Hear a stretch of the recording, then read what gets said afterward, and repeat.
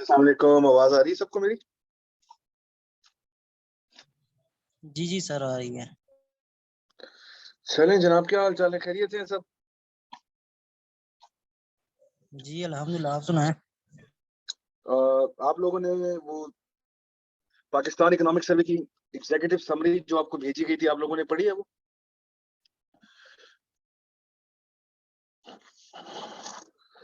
उम्मीद तो है कि काफी लोगों ने नहीं पढ़ी होगी। ठीक है, लेकिन यकीन करें बहुत ज्यादा जरूरी चीजें हैं, उसके अंदर से ही आपको नंबर्स मिलने हैं। ठीक है, ये जहन भी देखें, जिनको नहीं पढ़ी नहीं मिली उनको काइंडली देखें उनको क्यों नहीं मिली, और उनको उनके साथ शेयर करें। मैं आपको पाकिस्तान इकोनॉमिक सर्वे भेजने का मकसद ये था कि आप लोग जो हैं उसके अंदर देखें कि क्या नंबर्स हैं, क्या स्टेटिस्टिक्स हैं, क्या फैक्ट्स हैं। ठीक है, और फिर उसको अकॉर्डिंगली जो है आप लोग कोट कर सकें। ठीक है, आप लोग उसको कोट कर सकें और आप लोगों को पता हो कि आपने कहाँ से नंबर लिखने हैं। देखिए, हमेशा जो नंबर्स कोट करते हैं आप उनको क्रेडिबल सोर्सेज के थ्रू कोट करते हैं। और क्रेडिबल सोर्सेज इकोनॉमी के लिए कौन कौन से होते हैं? क्रेडिबल सोर्सेज वर्ल्ड बैंक का डेटा होता है, आईएमएफ का डेटा होता है, स्टेट बैंक ऑफ पाकिस्तान का डेटा होता है, और सबसे ऊपर पाकिस्तान इकोनॉमिक सर्वे होता है, जो कि हर साल 30 जून को पब्लिश किया जाता है। तो अभी जो हम इकोनॉमिक सर्वे की बात कर रहे हैं वो पिछले साल वाला इकोनॉमिक सर्वे। ठीक है जी। तो आज जो है हमारा टॉपिक जो है that is with regards to the Russia Ukraine war. बहुत बहुत बहुत ज्यादा हॉट टॉपिक है। ठीक है, और थोड़ा सा इसको नॉन कन्वेंशनल अंदाज में करेंगे। कन्वेंशनल अंदाज तो हम सबको पता है कि भाई जंग हो रही है, ये है वो है। ठीक है, थोड़ा सा इसको हिस्ट्री में जाके देखते हैं कि क्या मामला थे, कैसे जो है पैन आउट हो रहा है, क्या रशिया का स्टांस ठीक है। ठीक है, क्या जो है ये जंग खत्म होगी, कैसे हो गए मामला। तो there are a lot of questions जो कि इसके इर्द गिर्द वाली बात हो सकती है। ठीक है, वी ऑल नो कि जंग चल रही है। ठीक है, यूक्रेन जो है ये यूरोप के कौन से हिस्से में आता है? कौन सा यूरोप है यूक्रेन जो है? ईस्टर्न यूरोप में सर। ईस्टर्न यूरोप के बाकी मुल्क कौन से हैं? कोई दो तीन मुल्कों के नाम बता सकते हैं आप? Sir Estonia, Latvia, Lithuania, Georgia, Moldova, Hungary और इनके हमसाये में रहे ना, मतलब इसके यूक्रेन का हमसाया कौन से मुल्क सर उसका हमसाया हंगरी है, पोलैंड है और चेक रिपब्लिक है। है? रोमेनिया है। ठीक है, तो जी ये ईस्टर्न यूरोप के अंदर सारे मामला जो है ये चल रहे हैं। ईस्टर्न यूरोपियन स्टेट्स पहले किस चीज का हिस्सा थी? ईस्टर्न यूरोपियन स्टेट्स जो थे वो पहले सोवियत ब्लॉक का हिस्सा थे। ठीक है, सोवियत ब्लॉक जो है, जो कि इस टाइम पे टूट के जिसमें से 15 रियासतें बनी 1991 के अंदर, अब जो है वो रशिया का हिस्सा है। इसके अंदर यूक्रेन था। ठीक है, इसी के अंदर जो है रोमेनिया था, इसी के अंदर हंगरी था, इसी के अंदर पोलैंड था, इसी के अंदर आपकी जो सेंट्रल एशियन रिपब्लिक्स हैं, बहुत सारी चीजें। ठीक है, अब जब से ये सारी कंट्रीज जो हैं ये डिसमेंबर होती हैं, अलहदा अलहदा होती हैं, तो एक जंग शुरू हो गई थी कि क्या ये कंट्रीज जो हैं ये कैपिटलिस्ट ब्लॉक का हिस्सा बनेंगी, क्या ये वेस्टर्न यूरोप के साथ अपने आप को अलाइन करेंगी, क्या ये जो है अपने आप को नेटो के अलायंस से दूर रखेंगी। तो वार्सा पैक्ट जो हुआ था, जो कि सोवियत का ब्लॉक था। ठीक है, यार ये वॉइस क्यों नहीं आ रही है? सर ये इनका अपना इनके एंड पे मसला है, यहाँ पे वॉइस आ रही है सब। ठीक है जी, तो वार्सा पैक्ट जो हुआ था, वार्सा पैक्ट बेसिकली क्या था? Warsaw pact was a counter act to the NATO alliance. ये सारे के सारे वो मुल्क जो कि सोवियत कम्युनिस्ट ब्लॉक के अंदर थे, उन लोगों ने एक पैक्ट बनाया। अब आप मजेदारी की बात ये देखें कि 2004 तक जितने वार्सा पैक्ट की कंट्रीज थे, all of them were a part of NATO. All of them were a part of NATO. ठीक है, रशिया ने हमेशा कहा हुआ था कि जी हमें इनसर्कल ना करें। ठीक है, डू नॉट इनसर्कल अस। ठीक है, इनसर्कल कैसे हो रहा था कि रशिया के इर्द गिर्द जितने ममालिक हैं वो एक एक करके जो है वो नेटो के मेंबर बन रहे हैं। नेटो क्या है? NATO is the alliance, North Atlantic Treaty Organization, जो वेस्टर्न कंट्रीज, वेस्टर्न वगैरह की एक अलायंस है, जिसका मकसद क्या है? Collective security. ठीक है, और रशिया इसको समझता है कि इसका क्या मतलब है? इसका मतलब है to counter its existence and to counter its resurgence. ठीक है, अब रशिया के लिए तीन मुल्क जो हैं, तीन कंट्रीज, रशिया ने हमेशा कहा था कि those 3 countries are a red line for us, ठीक है। अब वो 3 कंट्रीज कौन कौन से? पहला कंट्री है उसमें से जॉर्जिया, ठीक है। दूसरा कंट्री है उसमें से मोल्डोवा, तीसरा कंट्री है उसमें से यूक्रेन, ठीक है जी। ये 3 ममालिक हैं जिनके ऊपर रशिया ने कहा हुआ था कि they are a red line, ठीक है। और रशिया को बहुत ज्यादा ग्रीवेंसेस थे पहले से कि जी जितने मुल्क हमसे आजाद हुए हैं, जितने हमारे हमसाये में कंट्रीज हैं, ये सारे एक एक करके नेटो के अंदर जा रहे हैं और हमें इंसर्कल किया जा रहा है और हमें दोबारा दीवार के साथ लगाया जा रहा है, ठीक है जी।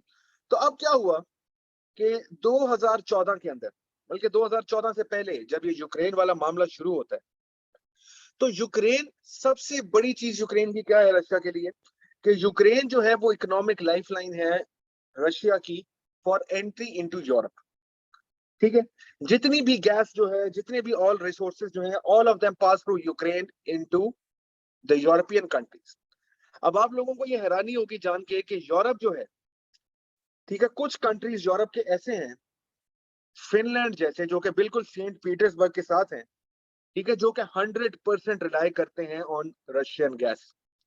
जर्मनी जैसा मुल्क 40% रिलाई करता है ऑन रशियन गैस। फ्रांस जैसा मुल्क 30% रिलाई करता है ऑन रशियन गैस।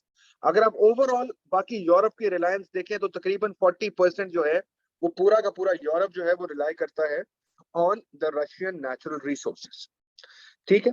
और इसके अलावा हिस्टोरिकली अगर हम सोवियत यूनियन की बात करें, तारीख से हम देखें, तो सबसे बड़ा प्रॉब्लम क्या रहा है सोवियत को? सबसे बड़ा प्रॉब्लम क्या रहा होगा? सबसे बड़ा क्या प्रॉब्लम लगता उनको है? ये रहा है कि सबसे बड़ा ओवरलैंड प्रॉब्लम क्या उसको रहा है? इन्वेड किया गया है काफी दफा, नेपोलियन की दफा और काफी दफा उसके बाद फिर जर्मनी ने उसको किया इन्वेड ठीक हो गया, ओवरलैंड। वो इन्वेड हुए में, वो बहुत दफा इन्वेड हुए में, उनको पॉलिश ने इन्वेड किया हुआ है, उनको 2 दफा जर्मनी ने इन्वेड किया हुआ है, वो हुआ हुआ है। मैं इकोनॉमिक रीजन पूछ रहा हूं कि उनके लिए सबसे बड़ा मसला क्या रहा हुआ है उनकी हिस्ट्री में? What has been the biggest problem that Russia has encountered ever since? सबसे बड़ा उनका प्रॉब्लम सर ये रहा हुआ है कि दे हैव नो एक्सेस, ठीक है। नहीं, लैंडलॉक नहीं हम कह सकते, ठीक है, वी कैन नॉट कॉल जैसे इट लैंडलॉक, वार्म वाटर्स की एक्सेस नहीं है उनका, कोल्ड वाटर। हाँ जी, हम we can not call it landlocked. मसला ये है कि रशिया जो है, सबसे बड़ा प्रॉब्लम क्या है? Warm water port. Warm water port जो है वो उस मुल्क का, उस खित्ते का सबसे बड़ा मसला है, ठीक है। सबसे बड़ा प्रॉब्लम जो है वो वार्म वाटर पोर्ट रहा हुआ है, ठीक है। अब वार्म वाटर पोर्ट जो है वो उनको कहां पे मिलता है? वार्म वाटर पोर्ट जो है उनको मिलता है, एक पोर्ट है वहां पे रशिया के अंदर जिसको हम व्लादिवोस्टोक बुलाते हैं, ठीक है। वी कॉल इट व्लादिवोस्टोक, ठीक है। व्लादिवोस्टोक जो है वो साल में 4 महीने जो है वो जमा हुआ रहता है और बाकी टाइम जो है it is not a good season for the trade. और सेवेस्टोपोल जो है, सेवेस्टोपोल पोर्ट जो है वो यूक्रेन के अंदर, सेवेस्टोपोल जो है it is Russia's only true major warm water port. Only true warm water port जो है वो सेवेस्टोपोल की है। और सेवेस्टोपोल की लोकेशन क्या है? सेवेस्टोपोल की लोकेशन है इन द ब्लैक सी, ठीक है। सेवेस्टोपोल की लोकेशन इन द ब्लैक सी है, नियर द क्रिमियन रीजन, ठीक है। क्रिमियन रीजन के पास जो है वो रीजन। एक तो ये सबसे बड़ा इनका इकोनॉमिक रीजन है, सबसे बड़ा। अब रशिया हिस्टोरिकली क्या करता आया है? रशिया ने हमेशा एक काम किया है कि रशिया ने जहां जहां पर भी रशिया को लगा है कि बाद में उसको ये रीजन उसका है या बाद में वो यहाँ पे किसी ना किसी तरह इंस्टेबिलिटी क्रिएट कर सकता है, वहां पे एथनिक रशियंस जो हैं वो आबाद हुए। आप बेल्टिक स्टेट्स उठा के देखें, Lithuania, Latvia, Estonia, these are all Baltic states. Baltic states के अंदर आपको रशियन एथनिसिटी बहुत ज्यादा मिलती है। इसी तरह आप यूक्रेन के अंदर जब आते हैं तो उनका जो डॉनबास, लुहांस्क, क्रिमिया का रीजन है, यहाँ पर भी आपको रशियन स्पीकिंग लोग जो एथनिकली रशियन है वो आपको बहुत ज्यादा जो है मिलते हैं, ठीक है जी। तो अब रशिया ने क्या किया? Russia wanted a control over Ukraine, क्योंकि there were questions about Ukraine joining the North Atlantic Treaty Organisation, ठीक है। और रशिया ने कोशिश की कि किसी तरीके से अपना बंदा जो है as the president of Ukraine जो है उसको अपॉइंट किया जाए, ठीक है। अब 2013 के अंदर क्या हो रहा था जी? 2013 के अंदर यकदम पता लगा कि Ukraine is about to sign a trade agreement treaty with the western Europe या विद द नेटो कंट्रीज। तो डेफिनेटली प्यूटन साहब ने कहा कि भाई ये तो नहीं हो सकता, ये तो किसी सूरत नहीं हो सकता, क्योंकि अगर यूक्रेन भी हमारे हाथ से चला जाता है, we are left with nothing. ठीक है, हमारे पास तो कुछ बचता ही नहीं है। ठीक है, तो यूक्रेन जो है वो समझते हैं कि Ukraine is the red line, और जिस दिन इसको क्रॉस करने की कोशिश की गई, ठीक है, तब जो है हम रिस्पॉन्ड करेंगे, जो कि इस टाइम पे रशिया ने किया।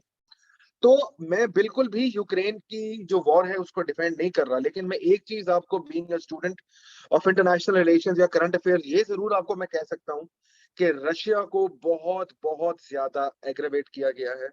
रशिया के ग्रीवेंसेस को बहुत ज्यादा जो है वो दीवार के साथ लगाया गया है, और रशिया को बहुत ज्यादा जो है वो तंग किया गया। रशिया के ग्रीवेंसेस जो हैं वो इस लिहाज से लेजिटिमेट हैं, रशिया के कंसर्न्स जो हैं वो इस लिहाज से ठीक है, लेकिन आई am not talking about the method of war and I am not talking about how the war is proceeding, but the grievances that Russia had. और रशिया ने ऐसे नहीं है कि एकदम जो है वो क्रिमिया के अंदर या वो यूक्रेन के अंदर, कीव के अंदर पहुंच चुके हैं, ऐसा नहीं है, ऐसा बिल्कुल भी नहीं है। ठीक है, they made it very loud and clear कि भाई हमारे साथ ये काम ना करें, हमें एनसर्कल ना करें। ठीक है, हमें बिल्कुल भी एनसर्कल ना किया जाए। सबसे बड़ा खतरा इनको ये लग रहा था कि किसी तरीके से ये ना हो, क्योंकि आईएनएफ ट्रीटी, जिन लोगों ने आईआर पढ़ी है उनको पता है कि जो आईएनएफ ट्रीटी है उससे वो निकल चुका हुआ है अमेरिका। ठीक है, और इनको ये डर है कि कहीं ये ना हो कि वो जो अपने मिसाइल्स हैं, जैसे क्यूबन मिसाइल क्राइसिस हुआ था 1962 के अंदर, और जैसे टर्की के अंदर पहले मिसाइल्स जो है वो लगाए गए थे, कहीं ये ना हो कि यूक्रेन और बाकी जगहों के अंदर हमारे करीब करीब हमें सर्कल करके वही काम किया जाए, और हमें जो है वो बिल्कुल, ठीक है, और हमें बिल्कुल जो है इसका खामियाजा बाद में भुगतना पड़े। तो रशिया के ग्रीवेंसेस जो हैं वो इस लिहाज से बिल्कुल बिल्कुल ठीक है। ठीक है, अच्छा जी, अब देखते हैं कि बाकी जो है कौन से। हमने जॉर्जिया की बात की, जॉर्जिया के अंदर पहले ही 2008 के अंदर जंग हो चुकी है। ठीक है, even though it was a 5 day war, लेकिन वहां पर भी रशिया ने अपने जो एम्स हैं उनको क्लियर करना शुरू कर दिया था कि भाई कुछ मुल्क जो हैं they are a clear red line for the country. अब एक और मुल्क है जहां पे यूक्रेन के बाद ये मामला स्पिल ओवर कर रहा है। Can anyone of you tell me कि वो कौन सा मुल्क है जहां पे कल के दिन में और परसों के दिन के अंदर काफी ज्यादा जो है वो ब्लास्ट हुए हैं?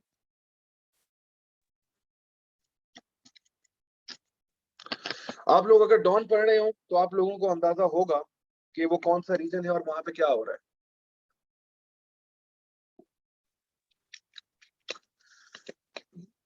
यार इसराइल उसका रीजन है?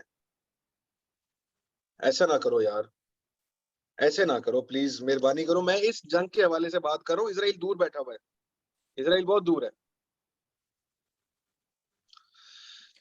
ठीक है, मैं बात कर रहा हूँ मोल्डोवा की।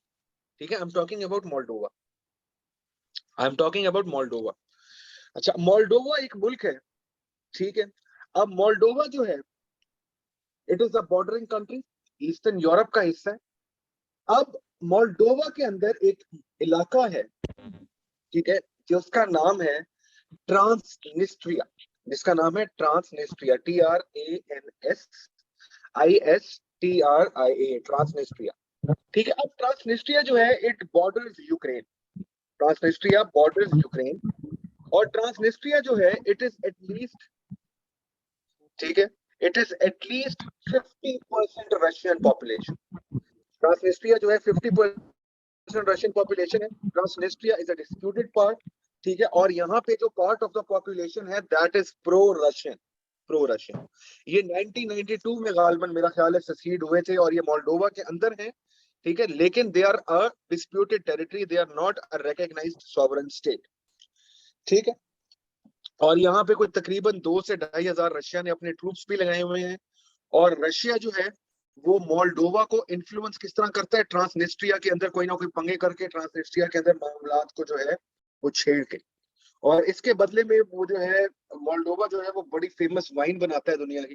ठीक है, one of the most famous wine of the world is made in Moldova, और वो उसके बदले जो है रशिया वो इम्पोर्ट करता रहता है। ठीक है जी, तो ट्रांसनिस्ट्रिया के अंदर अब ये मामला स्पिल ओवर कर रहा है। तो बात ये है कि ये रशिया के लिए, यूरोप के लिए this is a very very big call. ठीक है, आपने एक कंट्री को बहुत अच्छा तंग किया। ठीक है, now that country is responding, now that country is responding, और क्या हो रहा है पूरी दुनिया के अंदर उसके शॉक वेव्स जा रहे हैं। कल हमने श्रीलंका की बात की, हमने देखा कि श्रीलंका सफर कर रहा है, पूरी दुनिया जो है वो क्रूड ऑयल के प्राइसेस की वजह से सफर कर रही है। पाकिस्तान की 40% वीट जो है वो यूक्रेन के इलाके से आती थी, हम लोग अब सफर कर रहे हैं। ठीक है, तो ऐसा नहीं है कि पूरी दुनिया कुछ नहीं हो रहा, एवरी कंट्री इज सफरिंग। और ये मोल्डोवा का बताने का मकसद आपको ये है कि अगला जंग का जो फ्रंटियर बन सकता है वो मोल्डोवा का ट्रांसनिस्ट्रिया रीजन बन सकता है, क्योंकि वहां पर भी एथनिकली रशियंस जो है वो पॉपुलेटेड है। ठीक है, आप देखें जी इसका सबसे बड़ा प्रॉब्लम क्या है, रशिया के सबसे बड़ा वेपन क्या है रशिया के पास दुनिया के अंदर, जो रशिया हमेशा लेवरेज करता है, world second biggest supplier of gas. ठीक है, इकोनॉमिकली बात कर रहा हूं मैं, I am talking about economic country. वो तो न्यूक्स तो हैं, they are a nuclear country, ठीक है, they are a nuclear country, उसमें तो कोई शक वाली बात नहीं है। ठीक है, लेकिन we are talking about the economic terms, and उनके पास न्यूक्स से भी जो बड़ा वेपन है इस टाइम पे, that is the second biggest supplier of gas. ठीक है, the better your relations with Russia the less you पे फॉर गैस। और रशिया ने हमेशा ये एक पॉलिसी बना के रखी है कि हमारे करीब रहो, हमसे अच्छे ताल्लुकात रखो, कम कम में गैस मिलेगी। फिनलैंड जैसा मुल्क, फिनलैंड बहुत बहुत डेवलप्ड मुल्क है, उसका कैपिटल हेलसिंकी जो है, it is a very very developed city. 100% reliance on Russian gas, 100% reliance on Russian gas, and Finland is not a part of NATO. ठीक है, फिनलैंड और Sweden they are not a part of NATO. अब क्या बातें शुरू हो रही हैं, अब जब उन्होंने देखा है फिनलैंड ने, स्वीडन ने, कि भाई रशिया तो पागल हुआ, प्यूटन तो लगा हुआ है हर जगह, वो किस चक्कर में लगे हुए हैं, वो इस चक्कर में लगे हुए हैं कि यार कहीं हमें भी नेटो जो है वो अपना मेंबर बना दे। ठीक है, वो इतनी बड़ी कोई रेड लाइन नहीं है, क्योंकि वो जो कंट्रीज है ना वो बड़ी बेजरूरत सी कंट्रीज हैं, नॉर्डिक कंट्रीज जो होती हैं। ठीक है, और वो उनको इतना जो है परेशानी उसकी नहीं है, लेकिन फिर भी अगर वो नेटो की तरफ जाते हैं, that will also be a very very big question mark on the resurgence of Russia. ठीक है जी, तो ये सारे जो है बैकग्राउंड चल रही है, ये सारे मामला चल रहे हैं, इसके अंदर इकोनॉमिक रीजंस भी हैं, economic reasons are at the forefront, encirclement है, रशिया का रिसर्जेंस हो रहा है दुनिया के अंदर, रशिया का रिसर्जेंस हो रहा है, रशिया अपनी इकोनॉमी के अंदर भी इंजेक्ट कर रहा है, रशिया अपनी प्रोजेक्शन कर रहा है एट द इंटरनेशनल एरिना, और रशिया दुनिया को बता रहा है कि भाई हम not an easy nut to crack, आपने पहले तो हमारे साथ जो करना था कर लिया, अब आप हमारे लिए नहीं कर सकेंगे जो आपने हमारे साथ पहले किया हुआ। ठीक है, तो Russia projecting that very very clearly, और रशिया बड़े क्लियरली वो बता रहा है कि भाई जो भी होगा हम जो है अब घुटने नहीं टेकने वाले, और क्रिम और यूक्रेन वाले मामले के ऊपर तो हम बिल्कुल भी टेकने नहीं वाले। ठीक है, आपको क्या लगता है कि ये यूक्रेन वाला जो मामला है, ये सिर्फ और सिर्फ एक जंग हो रही है और इसका कोई सिंबॉलिक मैसेज नहीं है? इसका असल में सिंबॉलिक मैसेज है जो कि बाकी यूरोपियन कंट्रीज को जा रहा है।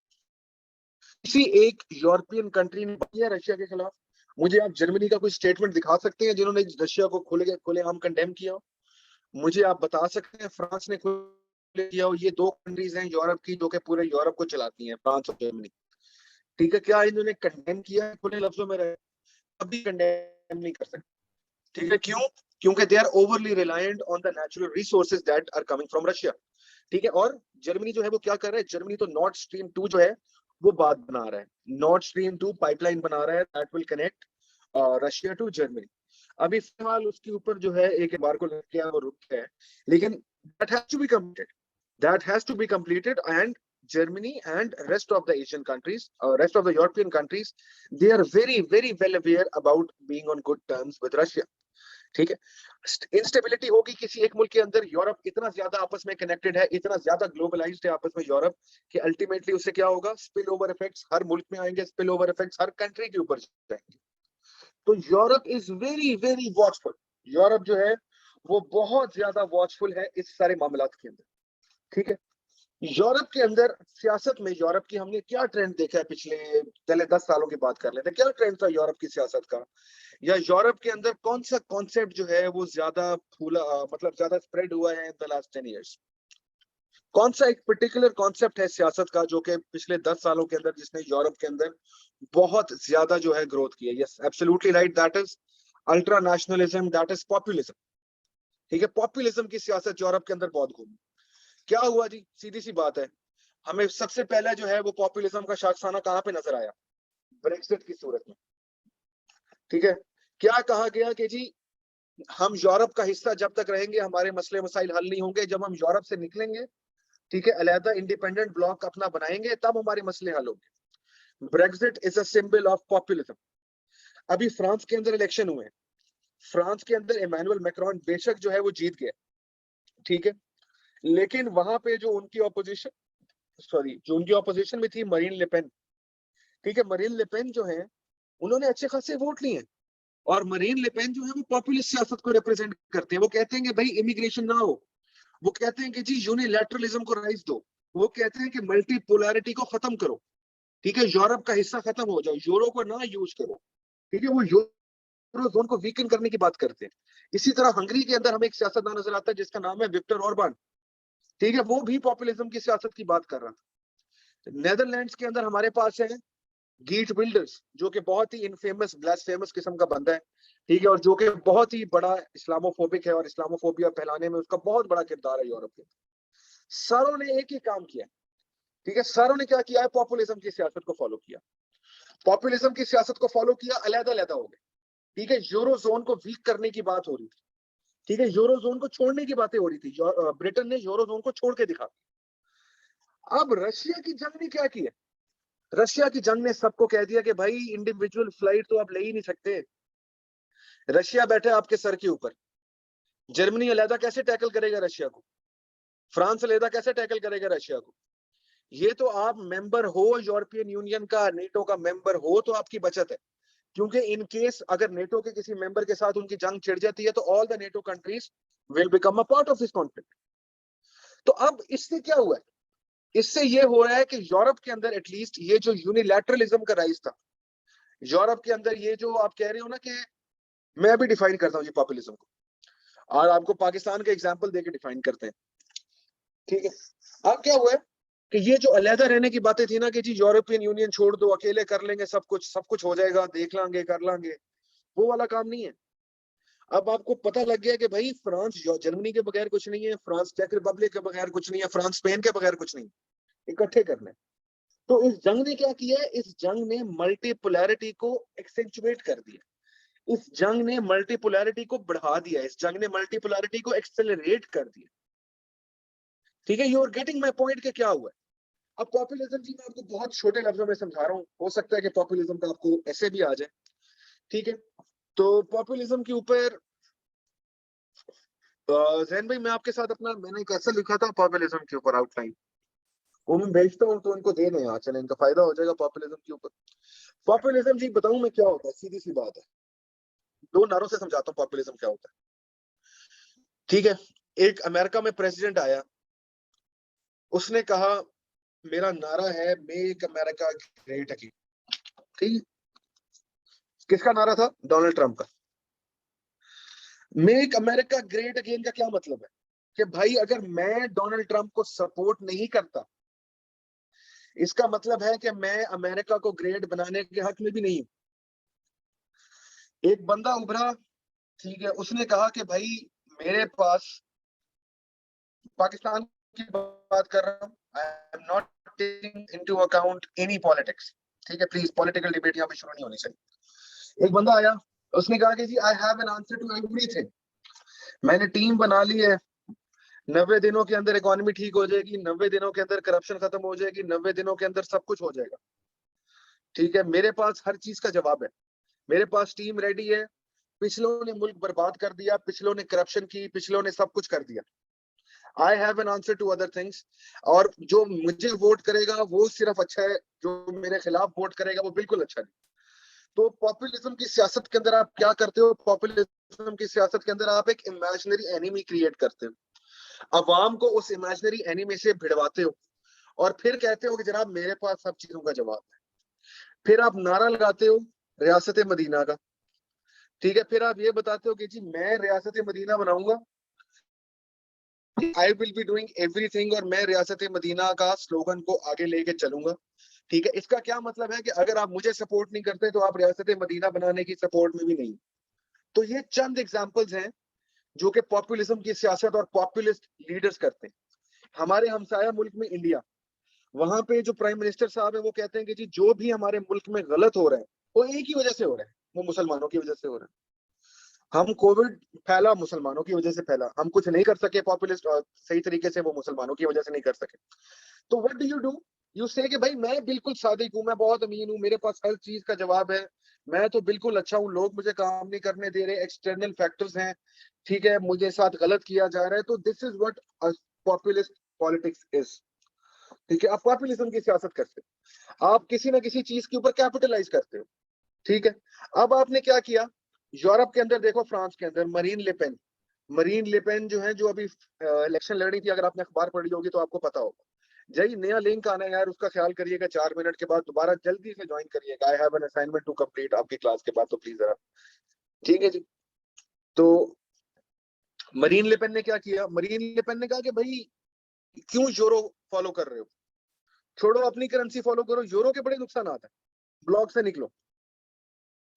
वो क्या कर रहे हैं, वो एक चीज के अगेंस्ट आपको पिन कर देते हैं।